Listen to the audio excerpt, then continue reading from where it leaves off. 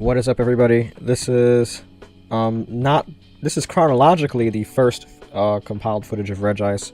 When I was recording all of this, I did it out of order, so this is actually going to go up after the second compiled footage of Regice.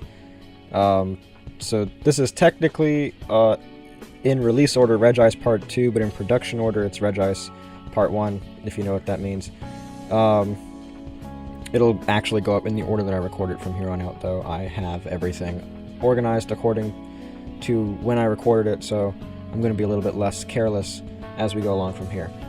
In this one, because I'm recording these all in a group, in this one I said I would talk about Squirtle Community Day. So what we know about Squirtle's Community Day is we're going to get Hydro Cannon on Blastoise. Contrary to what we believed, we were deceived. Hydro Cannon actually will have 2 bars. It will be 90 base power, which is sort of average. It's kind of underwhelming, but not. It's kind of, like, I'm going to be honest, it's a sort of average 2-bar charge move. But what works in its favor is Hydro Cannon, I think, has a 500 millisecond cast time. That is ridiculously fast. That is actually the fastest charge move in the game. Its damage window comes out way faster than Stone Edge, which was the previous holder of the title. So this means that a Hydro Cannon user is going to be able to dodge extremely quickly, and the base power isn't actually that bad to boot. I believe Frenzy Plant and Blast Burn are both like 110 base, I think. But despite the fact that Hydro Cannon's lost some power, it's going to be a lot faster. If they kept this 3-bar like what we believed it would be, this could easily be an extremely broken charge move. But it's not its 2-bar, so I guess that kind of works a little bit. You'll be able to cast them faster and get to work on casting more. And I just keep dropping Premier Balls. I have nothing to say to that. Like, I honestly have nothing to say to me just consistently dropping Premier Balls in Regice raid battles. But look at that, the Regice went down. Yeah, in case you couldn't tell, my Regice catch rate has been really, really good. I'm now up to 40 Regice raids, and I have caught 34 of them. So we're doing really good on Regice. No complaints about luck with catching him. None from me, anyway. I know a lot of people who did not know how to hit him, who were like casual players pretty much, but who were able to catch him on their first raid. So his catch rate isn't higher. This is just my belief that because he isn't as aggressive and he isn't as tricky as previous legendary raid bosses, he's just easier to line up that excellent curve throw. And with the Golden Raspberry, your chances are decent. You know, it's a legendary, but your chances are pretty good if you have, say, 7 or 8 balls that you'll catch it eventually, right? So, yeah, this is probably a really easy-ish legendary to catch. It's certainly going to be easier than Articuno, where you're going to pretty much want the shiny to have a guaranteed chance of getting it, right? But anyway, that's not what we were talking about in this video. Well, it's okay to talk about Regice, because it's Regice month, and I'm also talking about Squirtle, but I talked about Articuno in the last one, so we're going to talk about Squirtle in this one. Aside from Hydro Cannon, we have confirmation that Squirtle Squad, Squirtle with the sunglasses, alternatively, Shade Squirtle, Black Glasses Squirtle, however you know him, he's going to be available as a research quest encounter. The way it was worded in the announcement has led us to believe, because we don't exactly know how it'll be implemented. Once again, if you want to know in real time and you're not in the Asia-Pacific region, because that means you'll be experiencing it firsthand, there's no way to know in advance. But if you're in any other region aside from the Asia-Pacific region, I recommend you check out the various Pokemon Go subreddits to see how exactly it's going down, how Squirtle Community Day is being implemented, how Squirtle Squad, Squirtle is available, how that works with certainty. But the speculation is that either A, not every research quest will allow you a wild encounter to Squirtle. And the way that research encounters work for Community Day, you know, you can only get 1 research task from each stop.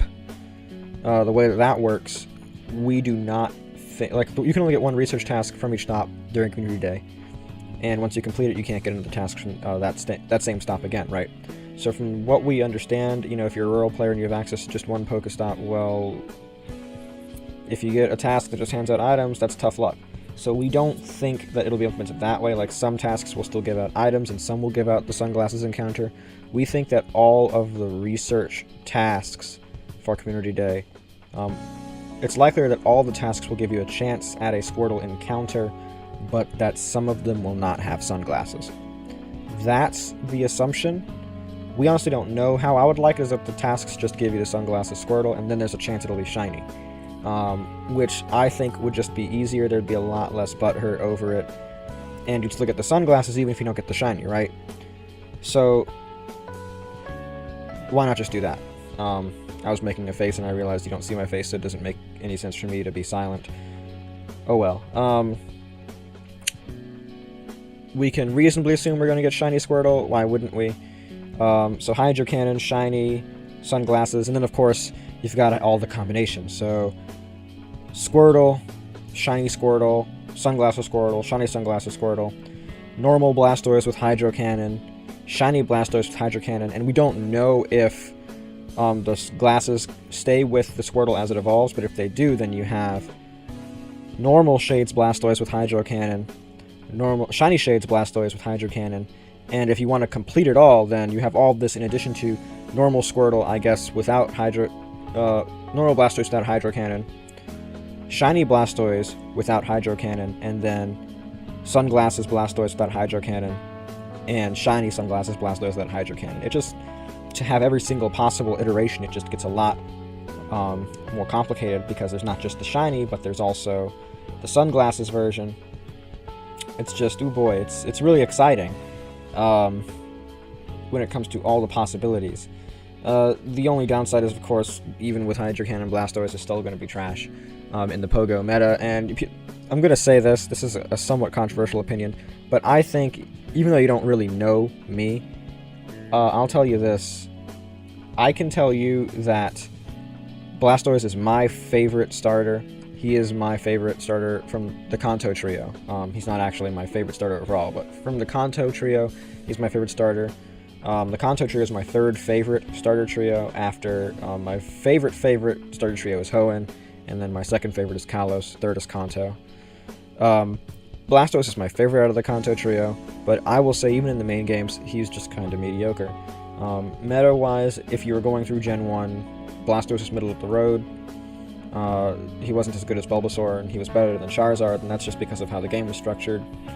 So you were middle of the road if you picked Squirtle at the beginning. You weren't really hurting your chances of winning, and you weren't giving yourself a bonus.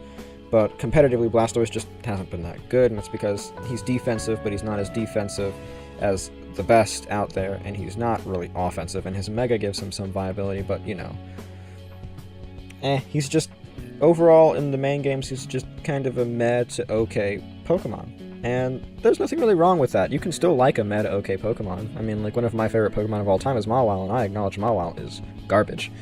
But that doesn't stop me from liking Mawile, right? Anyway, that's neither here nor there. This is Blastoise. This video is supposed to be about Squirtle the Blastoise, and it's Blastoise's time to shine, and the video's already over. But, well, the footage is already over. The video's almost over. But that's all I think we know about the details regarding Squirtle's Community Day.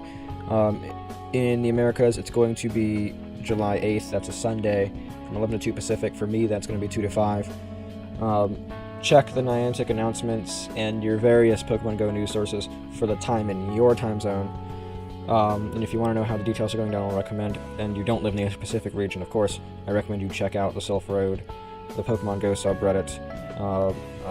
In this case, I don't think the Pogo Raid subreddit will be as helpful, but check out the news sources and know what's happening as it happens, so you can become more aware of what's happening and how to prepare for the Community Day in advance. That's all. That's it.